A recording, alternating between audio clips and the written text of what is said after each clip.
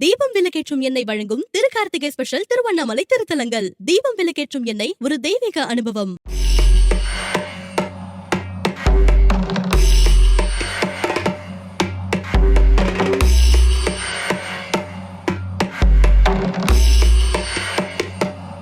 அண்ணாமலையார் க்ஷேத்திரத்தில் மிகவும் விசேஷமான இடம் வந்து பவழக்குன்று.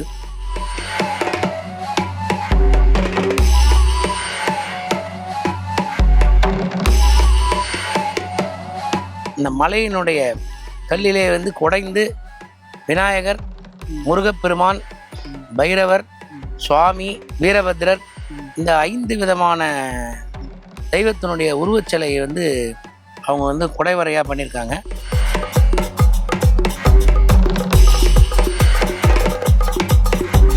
இந்த பவழக்குன்றிலே மேலே ஒரு 150 படிக்கட்டு கடந்து வந்தோடனே வலது பக்கம் பார்த்திங்கன்னா ஒரு ஜொனை குட்டைன்னு சொல்லுவாங்க.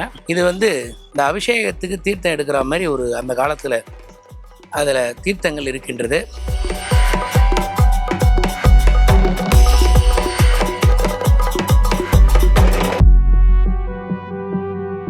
முத்தாம்பிகை, பவழகிரீஸ்வரர், அர்த்தநாரீஸ்வரை தரிசனம் செய்து நாம் வாழ்வில் அனைத்து விதமான துன்பங்களையும் அகற்றி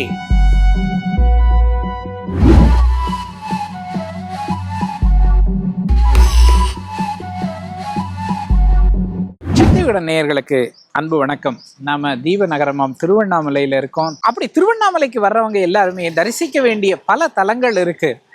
நிறைய பேர் சில குறிப்பிட்ட தலங்களுக்கு வர்றதே இல்லை. அப்படிப்பட்ட ஒரு தலம் தான் நம்ம வந்திருக்கிற பவழக்குன்று. அந்த பவழக்குன்றுல போய் அங்க என்ன இருக்குன்னு தான் நம்ம இப்ப பார்க்க போறோம். நம்மோட சிவாச்சாரியர் ஐயா இருக்காங்க, நமக்கு இப்ப வழிகாட்டுறதுக்காக இருக்காங்க. ஐயா வணக்கம். அண்ணாமலையார் க்ஷேத்திரத்தில் மிகவும் விசேஷமான இடம் வந்து பவழக்குன்று.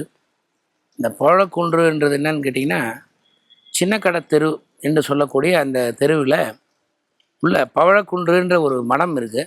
அந்த மடம் வழியாக நம்ம உள்ளே வந்தோம்னா படிக்கட்டு இருக்குது.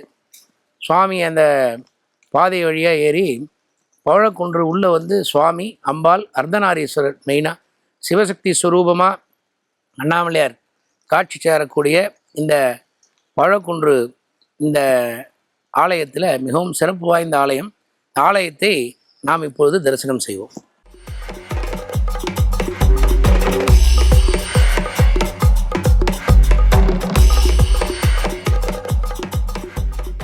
நமது இந்த பவழக்குன்று மலையில் ஒரு 100 படிக்கட்டு நம்ம மேலே ஏறி வந்து கடந்த உடனே வலது பக்கம் பார்த்திங்கன்னா அந்த குடைவரை அப்படின்னு சொல்லுவாங்க. குடைவரைன்னா இந்த மலையினுடைய கல்லிலே வந்து குடைந்து விநாயகர், முருகப்பெருமான், பைரவர், சுவாமி, வீரபத்ரர் இந்த 5 விதமான தெய்வத்தினுடைய உருவச்சிலையை வந்து அவங்க வந்து குடைவரையாக பண்ணியிருக்காங்க. அதுக்கு எதிர்த்தா மாதிரி பார்த்திங்கன்னா அழகான நந்தி பகவான், ரொம்ப சின்னதாக அழகாக இருக்கார், ரொம்ப அற்புதமாக இருக்கார். அவரை பார்க்க பார்க்க அவ்வளோ ஒரு ஆசையாக இருக்குது. அற்புதமான நந்தி வந்து நமக்கு காட்சி கொடுக்குறார்.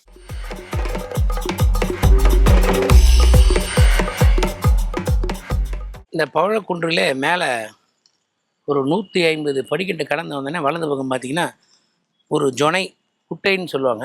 இது வந்து இந்த அபிஷேகத்துக்கு தீர்த்தம் எடுக்கிற மாதிரி ஒரு அந்த காலத்தில் அதில் தீர்த்தங்கள் இருக்கின்றது.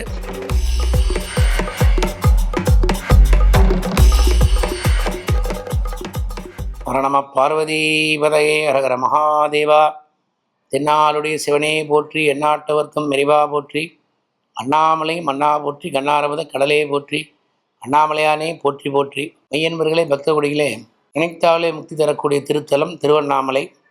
அப்பேற்பட்ட திருத்தலத்திலே கார்த்திகை தெய்வத்திற்கு மிக முக்கியமான ஆலயமாக கருதப்படும் நமது அபீத குசாம்பிகை உண்ணாமலை தாயார் முதலிலே இந்த பவழக்குன்று என்று சொல்லக்கூடிய இந்த இடத்திலே வந்து கௌதம மகரிஷியிடம் கேட்டு அவரின் வாக்குப்படி அண்ணாமலையார் தங்களை இங்கே தவம் செய்ய சொன்னார் என்று அவர் கூற, உண்ணாமலை அம்பிகையானவள் இங்கே பர்ணசாலை அமைத்து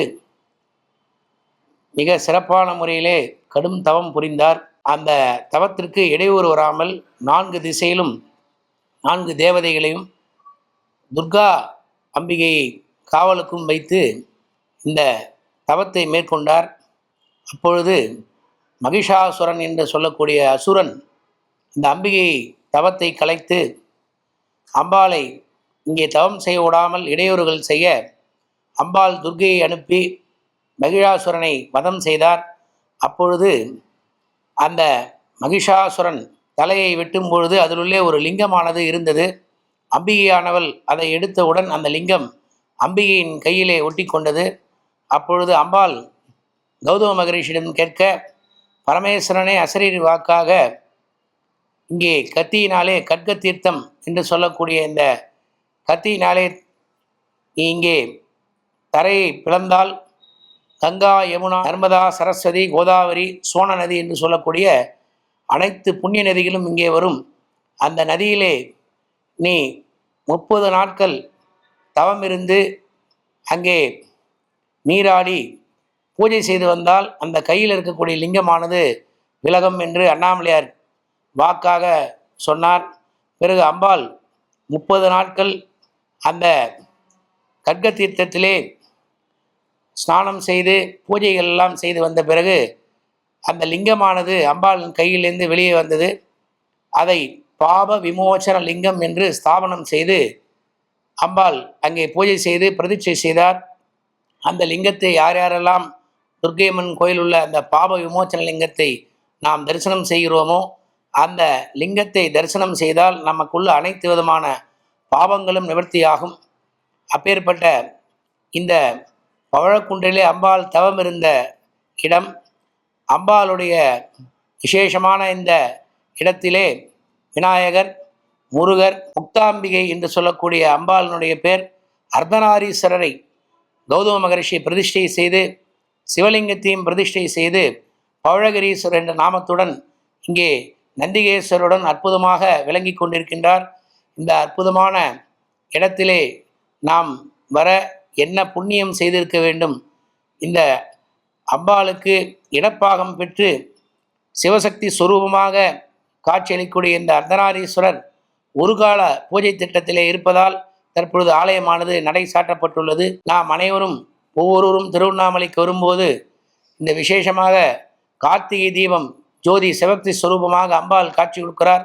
அப்பேற்பட்ட அந்த தீப தரிசனத்துக்கு காரணமான இந்த முத்தாம்பிகை, பவழகிரீஸ்வரர், அர்த்தநாரீஸ்வரை தரிசனம் செய்து நாம் வாழ்வில் அனைத்து விதமான துன்பங்களையும் அகற்றி சகலவித சம்பத்துக்களையும் பெற்று இன்புற்று வாழ அண்ணாமலையாரை பிரார்த்தனை செய்கிறோம்.